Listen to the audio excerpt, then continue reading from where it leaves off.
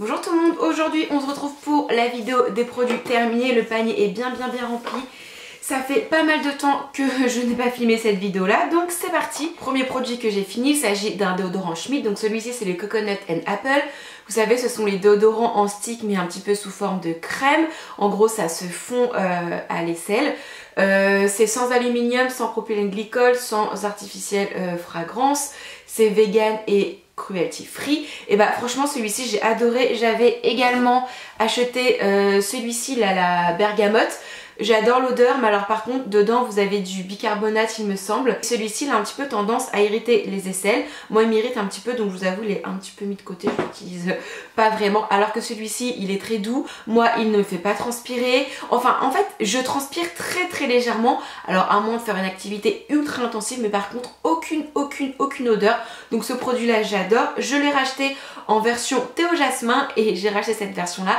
Et les deux sont pour peau sensible, donc sans bicarbonate. Cette huile là, le petit marseillais, donc c'est l'huile tonifiante anti-cellulite. Ça c'est un produit que j'ai beaucoup utilisé cet été. Comment vous dire, je sais pas vraiment quoi en penser, j'ai pas réellement vu de résultat. Par contre ça sent très bon, ça laisse la peau archi douce et satinée. Moi j'utilisais, vous savez, avec la petite cup Cellublue. Je sais pas trop quoi en penser. En fait sur le moment je l'ai utilisé pas mal cet été. Je trouvais que j'avais quand même de bons résultats, c'est-à-dire que je trouvais que j'avais une cellulite qui était moins visible.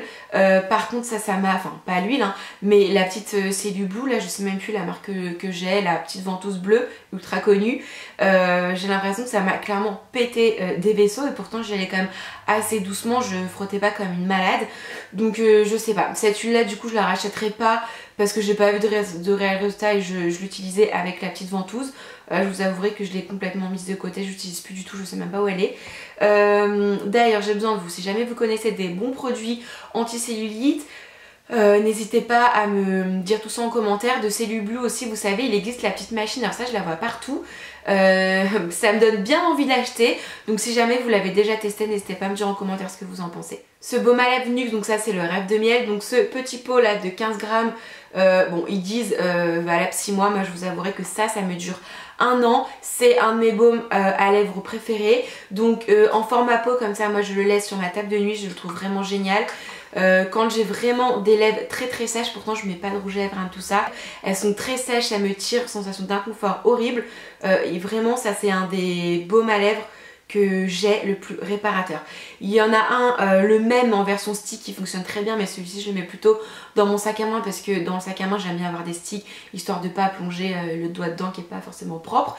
Il y a le stick à place de la Roche-Posay que j'aime énormément, mais lui c'est quand même mon petit préféré. On continue dans les baumes à lèvres, donc j'ai terminé celui-ci de chez Sephora. Vous savez, celui-ci c'est le lip balm à l'amande, baume lèvres nourrissant amande. J'ai terminé mais je sais même pas pourquoi je l'ai terminé. Par contre en termes d'odeur ça sent très bon, c'est très doux, ça sent l'amande, moi j'adore. Par contre je le trouve pas du tout, mais pas du tout efficace.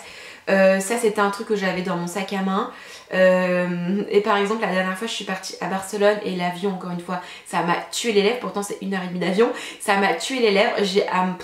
Franchement j'ai beau vider la moitié du tube la nuit, le lendemain j'ai les lèvres toujours aussi sèches.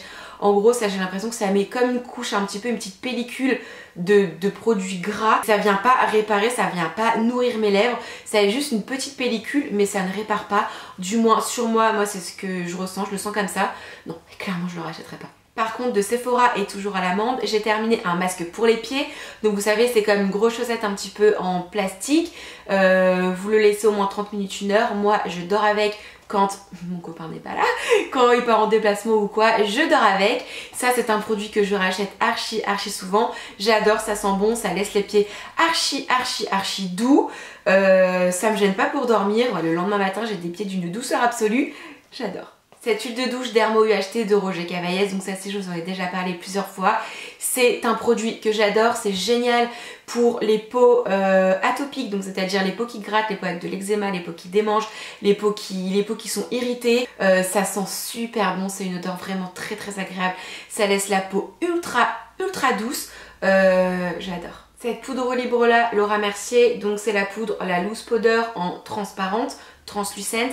Celle-ci, je vous avoue, je l'ai terminée il y a très longtemps, ça devait être en début de l'été parce que ça fait un petit moment que j'ai pas fait de produits terminés. Je ne suis pas sûre de la racheter, elle coûte quand même extrêmement cher. J'ai pas réellement de bons souvenirs, enfin j'ai ni mauvais souvenirs ni bons souvenirs, donc c'est qu'elle m'a pas spécialement marqué. Moi, une de mes poudres préférées, c'est celle de By Terry qui est vraiment très chère, je suis d'accord, mais que je trouve géniale. Celle-ci, de mémoire, j'avais rien à lui reprocher, mais c'était pas forcément ma poudre favorite. Voilà, elle est bien, elle fait bien son job. C'est pas spécialement ma favorite, mais elle est très bien. Et j'ai également terminé celle-ci. Donc celle-ci, c'est la HD de NYX. Celle-ci, je l'ai terminée la semaine dernière, donc je me rappelle parfaitement bien. Elle a tendance légèrement à blanchir un tout petit peu la peau, alors que celle-ci, non, pas du tout pour le coup. Celle-ci blanchit très légèrement. Par contre, je la trouve très bien. Je trouve qu'elle matifie du tonnerre. Par contre, pour moi, j'ai une peau mixte à ne pas utiliser tous les jours parce qu'autrement, elle a tendance à me dessécher la peau. Mais à l'utiliser, je sais pas, peut-être deux fois par semaine en alternant avec une autre. Très bien, oui, je pense que je la rachèterai. Alors là, gros malheur, c'est le produit que j'ai terminé ce matin. En fait, c'est à cause ou grâce à lui que je me suis dit il faut absolument que je filme une vidéo produit terminé. C'est, je pense, mon fond de teint préféré de toute l'année 2018 et pourtant je l'ai testé un petit peu comme ça sans attendre rien de lui. Je voulais faire une vidéo crash test sur la marque Yves Rocher et depuis je ne porte que ce fond de teint là. C'est quand même très rare que je termine des fonds de teint.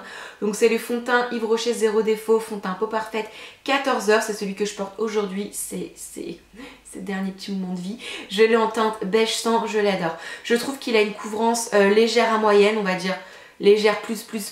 Si vous avez des grosses imperfections, il est pas fait pour vous. Par contre, il a un fini très naturel, très lumineux. Franchement, depuis que je le connais, je ne porte quasiment que lui. Avant, j'étais habituée à porter des fonds de teint à très forte couvrance. Et en fait, lui, il m'a appris à aimer ma peau avec moins de couvrance. Je sais pas, il a un effet très lumineux, mais pas glowy, pas je brille, mais vraiment un effet peau en pleine santé, peau reposée, alors que c'est pas spécialement le cas. Franchement, je l'adore, mais ça, je le rachèterai, c'est sûr.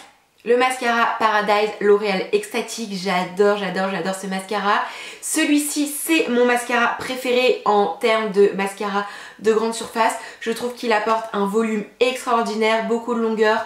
Alors au tout début, il est un petit peu chargé en produit, donc il a tendance à faire des paquets. C'est-à-dire que la première semaine, il faut un petit peu l'essorer dans un Kleenex. Mais autrement, vous avez des résultats vraiment spectaculaires.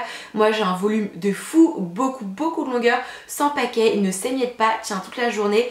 Ce mascara, petit bijou. Et on termine ces produits terminés avec cet anti-cerne là, et ça fait clairement partie de mes anti-cernes favoris. C'est le Instant Anti-Âge de Je Mets Maybelline, donc moi je l'ai en teinte light. Alors moi j'ai cherché dans mon inter, c'est pour tout savoir, j'ai voulu me le racheter, j'ai pas trouvé cette même teinte là, et c'est surtout que je l'ai vu à 22 €. Comment vous dire, 22 €, enfin c'est une grosse blague. Du coup je l'ai racheté sur Amazon, j'en ai eu pour une dizaine d'euros, et en fait avant moi je les achetais en Angleterre, pareil chez Boots, et ça a coûté peut-être 8-9 livres, alors qu'en France, alors c'est peut-être pas partout, hein, c'est peut-être mon Intermarché à moi qui ont complètement craqué, mais je vais pas chercher d'autres grandes surfaces. Mais je me suis dit, ah ouais non mais je vais clairement l'acheter sur internet parce que ça à 22 €, enfin faut pas déconner quoi. Autrement c'est un anti-cerne qui est vraiment très bien. Dans tous les cas je vais vous faire une vidéo sur mes anti-cernes. J'ai 4 anti-cernes que j'adore, donc je vais vraiment vous filmer une vidéo dessus là très prochainement, enfin dans les jours à venir, semaines à venir. Ça devrait arriver. Je l'aime énormément. Moi ce que je fais c'est que je l'applique et je laisse sécher à peu près 1 minute. Je le trouve qu'en le laissant sécher, en plus ça c'est une de vous qui m'avait donné cette astuce là dans les commentaires, en le laissant sécher il devient encore plus couvrant et il se fige en fait, il ne file pas dans les plis, il file pas dans les ridules. Par contre je le poudre quand même un peu, en fait je poudre tous mes anti-cernes, mais autrement je le trouve très bien. Bon bah écoutez, ma vidéo est maintenant terminée, n'hésitez pas à me dire en commentaire si jamais on a des produits en commun, n'hésitez pas à me dire également en commentaire les produits que vous rachetez tout le temps, vos indispensables. Si jamais cette vidéo vous a plu, s'il vous plaît mettez un petit pouce en l'air, ça encourage, ça motive, et puis bah vous abonner si le cœur vous en dit. Et puis en attendant une prochaine vidéo, moi je vous embrasse très fort et je vous dis à très vite, bye.